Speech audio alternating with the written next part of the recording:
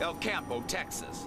A parole violator is on the run, and Sergeant David Juarez responds to the APB that the fugitive is headed his way.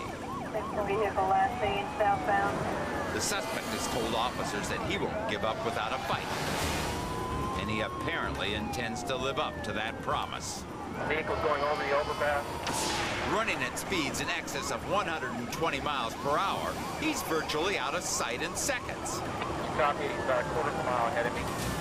By the time Juarez catches up, the pursuit has made its way into the next town.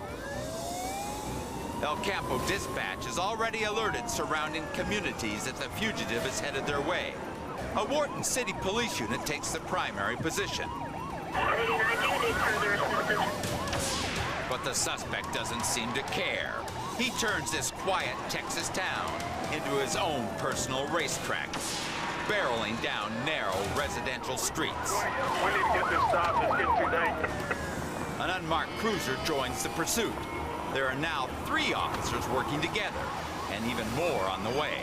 Copy, 60 miles an hour. How many vehicles involved at this point? But the condition of these small-town streets prevents the officers from gaining the upper hand. Oh, man, here comes the bump. Juarez decides to head for the edge of town, leaving Wharton officers with the lead. He knows the suspect is feeling the heat of the pursuit and may make another break for the open highway. Ask him for which way are you headed? Meanwhile, a second unmarked unit picks up the suspect's trail.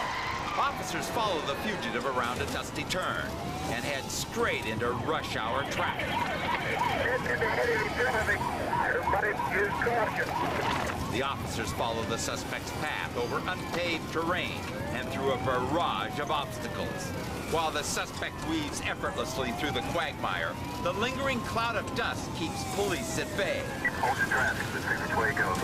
The fugitive has gained a considerable lead on the pursuing officers. With open road ahead, it looks like he's home free.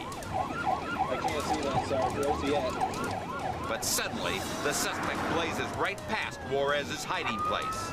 Just past me right now, that's him. As the sergeant picks up the chase, the fugitive panics and makes a grave mistake. In a desperate bid to ditch the cop, the crook tried to turn off on a side street. His wheels lock up, flipping his car into the gutter. Unbelievably, the suspect not only survives the crash, but takes off on foot. Arriving units spot the fugitive running away from the scene. The suspect tries to escape around a storage shed, but the officers are hot on his tail. And less than 5 minutes later, they bring him in. Subject in custody. This pursuit sped through 2 communities in only 20 minutes. Traveling rate speed of 110 miles an hour. But thankfully, this 100-mile-an-hour roundup We need to get this stopped. It's getting too dangerous. ended before it turned deadly. Everybody use caution. Thanks to a strategic effort by 5 separate police officers, justice was served safely and swiftly. Subject in custody.